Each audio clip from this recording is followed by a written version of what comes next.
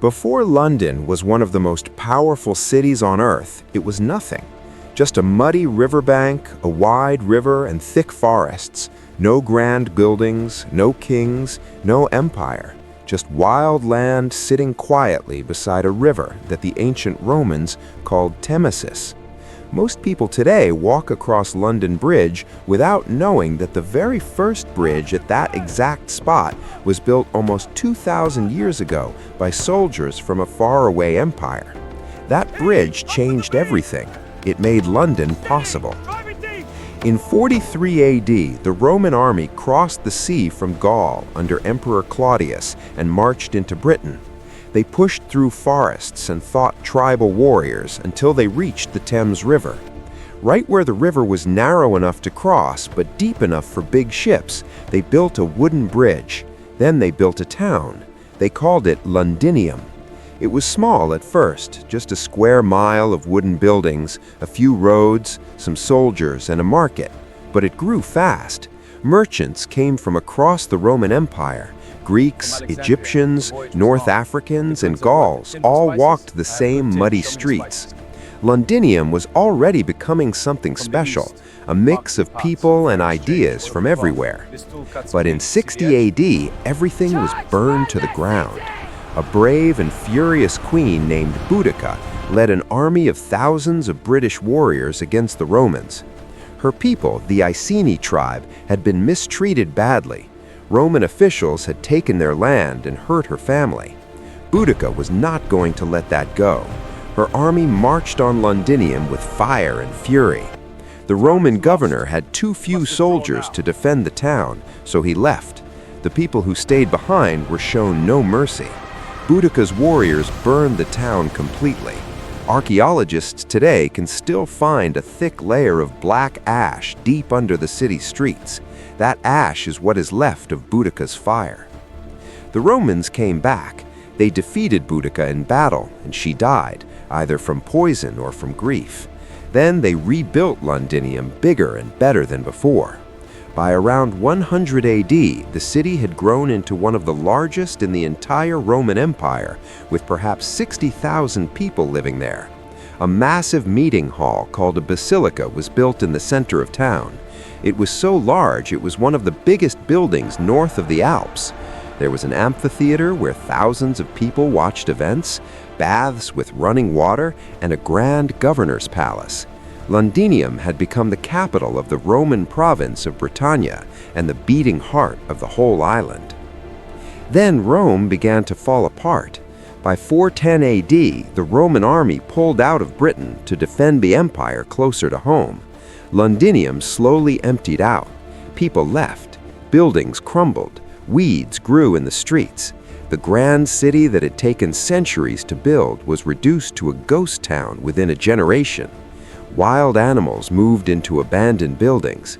The great basilica fell into ruin. For a while, London almost ceased to exist, but the river never stopped flowing and the old bridge remained. A small group of Anglo-Saxon traders eventually settled just west of the old Roman walls, in an area now called the Strand. They called their settlement Londonwick. Then the Vikings came. Beginning in the 800s, Danish warriors raided and terrorized the English coast. They attacked Londonwick again and again. The great King Alfred of Wessex fought back hard. He defeated the Danes in a key battle in 878, and then did something clever. He moved the settlement back inside the old Roman walls for protection. The thick stone walls the Romans had built hundreds of years earlier still stood. Alfred repaired them, and the city, now called Londonburg, grew safer.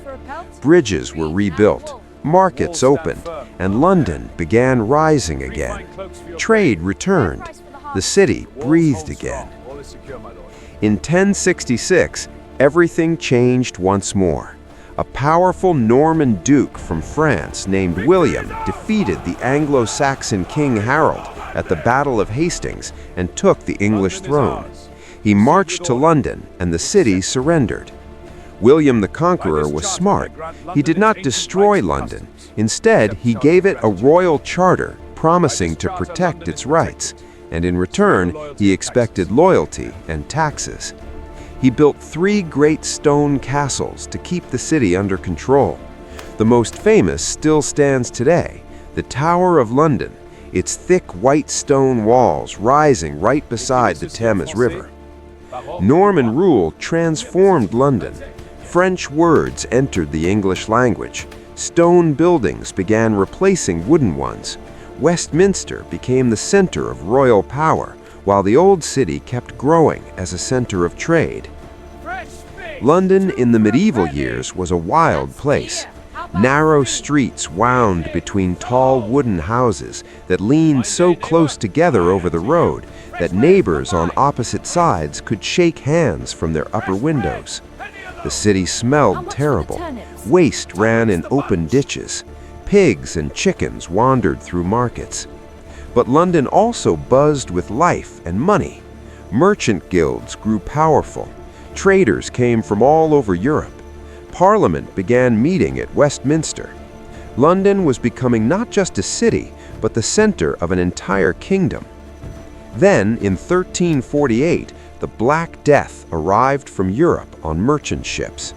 Within 2 years, it killed nearly half of London's population. Entire neighborhoods went silent. Whole families were wiped out in days. The city that had fought off Romans and Vikings could not fight off an invisible enemy. London survived the plague and kept growing. By 1605, its population had swelled to around 225,000 people.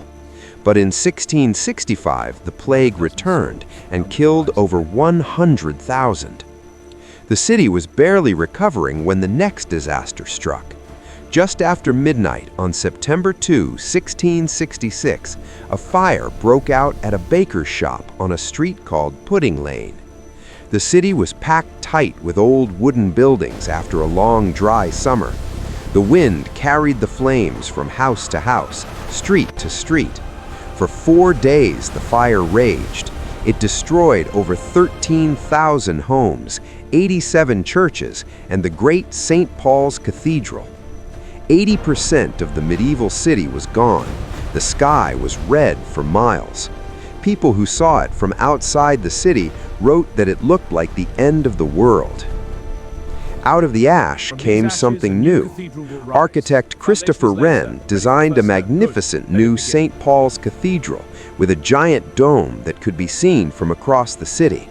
Streets were widened, buildings were rebuilt in brick and stone. The city that had been medieval and cramped became more open and planned. London grew into the capital of a growing empire. The Thames filled with ships from every corner of the globe. By the 1800s, London was the largest and richest city on Earth, home to over 1 million people. Then came the bombs of World War II, the rebuilding of the 1950s, the rise of finance and culture in the late 1900s, and the London of today, a city of 9 million people from almost every country in the world.